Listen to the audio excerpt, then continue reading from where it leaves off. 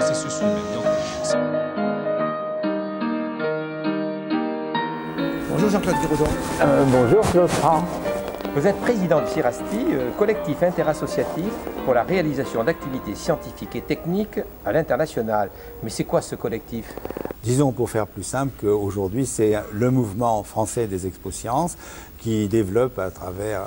la pédagogie de projet comme principal outil et la présentation de projets au public, un ensemble d'activités pour les jeunes, tout âge confondu, tout secteur scientifique et technique possible, et surtout aussi bien à l'école qu'hors l'école. Alors c'est un collectif qui regroupe plusieurs associations d'éducation populaire? Effectivement, il se représente globalement de deux grandes branches. Une branche d'associations spécialisées, dont on peut citer les principales, donc Planète Science, les Petits Débrouillards, l'Association française d'astronomie, et d'autres associations qui, elles, sont la grande famille de l'éducation populaire, c'est-à-dire la Ligue de l'enseignement, les Francas, les CMEA, les foyers ruraux, les MJC, et je présenterai tout de suite mes excuses à ceux que je ne cite pas à ce moment-là. Alors, la naissance du CIRASTI, ça se fait dans quelles conditions? La création du CIRASTI se fait dans des conditions d'opportunité, d'abord d'un grand événement qui va être la première année mondiale de la jeunesse en 85, mais bien avant, avec bien sûr l'apparition en particulier de l'informatique qui, dans la fin des années 80 et début des années 80, demande tout d'un coup une révolution en quelque sorte du monde de l'éducation populaire, bon, à la fois dans ses pratiques directes, internes, mais aussi dans la façon de s'adresser aux jeunes avec toute cette explosion. Point important, donc, qui va jouer un rôle fédérateur pour créer cette institution. Et puis deuxièmement aussi, sur le plan international, tout un ensemble de choses sont en place. Il y a un besoin de mettre là aussi une mutualisation de tous ces rapports avec un grand nombre d'organisations qui émergent sur cette planète Terre. On peut quand même dire que ce collectif est porté par un certain nombre de valeurs importantes. Il est directement issu des valeurs, et principalement d'ailleurs des valeurs de fond françaises, c'est-à-dire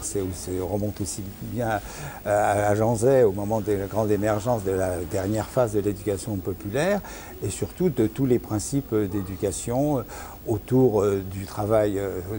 en commun, des activités concrètes, des choix d'activités liées à l'intérêt des enfants, à la possibilité de monitorat, etc. Donc c'est le bien-être et le développement de la personne qui passe à travers l'utilisation des connaissances qui vont de plus en plus leur servir à leur vie quotidienne, et de faire que le projet sur lequel ils travaillent soit structurant par rapport à leur projet de vie. Et je pense que ça, c'est la grande condition qui amène justement à multiplier les rapports avec le monde vrai en dehors du simple transfert de l'information, c'est-à-dire le rapport avec l'industrie, le rapport avec les universités, le rapport avec la recherche, et un travail toujours de grande proximité entre le formel et l'informel, c'est-à-dire entre ce qu'on fait à l'école et ce qu'on fait à côté de l'école, y compris parce que le monde enseignant, à travers ses professeurs, à travers ses compétences, comme aussi un certain nombre de chercheurs, vont toujours être à côté, avec et même au-devant de la demande des jeunes en matière de connaissance et d'application des sciences et de leur bon usage. Mais il n'empêche que votre fil rouge, c'est la pédagogie de projet et la pédagogie du faire. Alors, bien sûr, puisque on a à l'arrivée la petite équipe, car nous privilégions bien évidemment le travail en équipe, on voit bien un rôle très complémentaire de l'école, où un certain nombre de choses, comme ce travail en équipe, comme cette activité concrète, a du mal à se réaliser sur un grand nombre, sur une classe, sur des moyens, sur des goûts différents, sur des intentions, même si les grands courants historiques des événements, bon, comme la conquête de l'espace, on aura peut-être l'occasion d'y revenir, sont importants, mais on voit arriver l'environnement, l'informatique, les problèmes d'énergie, etc. Donc tout ça est très difficilement gérable, et on va donc nous donner les possibilités dans des centres aérés, dans des centres de maisons de jeunes, dans des clubs, dans des ateliers, dans des foyers à l'intérieur d'équipements scientifiques, comme cette Cité des Sciences, où on fera une base technique des clubs, va donc leur permettre en petite équipe de se donner un objectif et de le réaliser avec tout un ensemble de structures complémentaires qui peuvent aller, si on prend des activités très simples d'initiation, simplement avec des petites activités type petit débrouillard, ou au contraire aller très loin sur des activités comme celles que peuvent faire des clubs de bon niveau de l'AFA, ou beaucoup d'activités à l'intérieur de Planète Science, ou tout simplement aussi des grands mouvements d'activités amateurs que sont à un moment donné les radioamateurs, maintenant beaucoup moins, mais par exemple tout ce qui est autour des modélismes, autour après des développements avec l'arrivée de l'informatique, la robotique, etc. Alors les expo-sciences, en quelques mots, c'est quoi? Les expo-sciences, c'est le grand moment de valorisation. C'est-à-dire que dans la démarche de projet, il y a derrière une démarche qui est la démarche scientifique. C'est-à-dire que sans communication, sans confrontation, sans mise en collaboration, sans d'une certaine façon un rapport avec une science participative ou une science coopérative, collaboratrice, comme on appelle maintenant, ce travail va être un espèce de fruit sec. Et si on veut précisément non seulement qu'il soit présenté, mais qu'il se développe, il va falloir donner à ce moment-là une présence, d'abord à un ensemble, je dirais, de type salon, c'est-à-dire il y a tout un ensemble d'opérateurs, des parents qui doivent venir, des enseignants, des amis, etc. Mutualiser les jeunes, préparer l'évasion vers l'étranger, par exemple, et surtout donner dans un rapport avec une forme de jury qui est plus une forme de conseiller, car notre système est évidemment complètement non compétitif, c'est-à-dire qu'il n'y a pas de classement, il n'y a pas de meilleur, ils sont tous très bons et ils vont tous devenir très bons. Et ça, c'est fondamental, ce qui fait que par exemple, tous, dans chaque projet, lors de la fin, lorsqu'on en discute, etc.,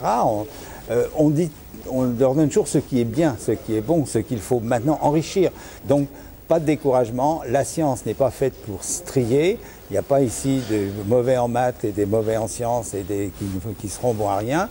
Ils sont tous, bien évidemment, bons à quelque chose de très très important. C'est leur propre réussite, leur propre bonheur, leur propre plaisir, car science sans plaisir, science sans ambition, sans objectif,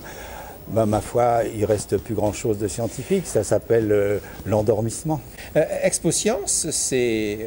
français, mais c'est pas que français, ça s'ouvre à l'international, et je crois même que le concept date de beaucoup plus longtemps. Oui, bien sûr. De formes qui se sont développées principalement à partir de 1942 aux États-Unis pour des raisons évidentes, et un besoin impressionnant d'ingénieurs, de techniciens, etc. se fait pour faire partir cette grande industrie de défense, comme on dirait maintenant. Et au même titre, d'ailleurs, en France, lorsque le mouvement va se faire au début des années 60, c'est aussi au moment d'une bascule entre un monde agricole doit devenir technologique, scientifique, et on a besoin tout d'un coup de motiver les jeunes et de leur donner la capacité de travailler. Donc c'est ce mouvement des expo-sciences, c'est quelque chose qui est un besoin nécessaire et indispensable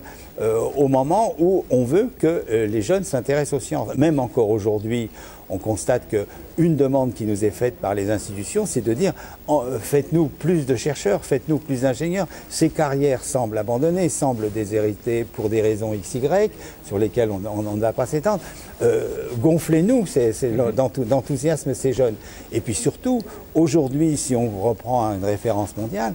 la plupart des pays qui ont dû dans ces 20 ou 30 dernières années, parce que quand on voit on prend des pays comme les Philippines, le Sri Lanka, même la Chine, l'Amérique latine, la Colombie, etc., si on prend les références, même en Corée, Taïwan, etc., lorsqu'il a fallu qu'ils mettent en place leur système scolaire, le phénomène de la pédagogie de projet a été structurant immédiatement dans le programme scolaire. Et donc les expo-sciences touchent, par exemple comme le Canada, c'est des dizaines de milliers de projets qui sont faits chaque année.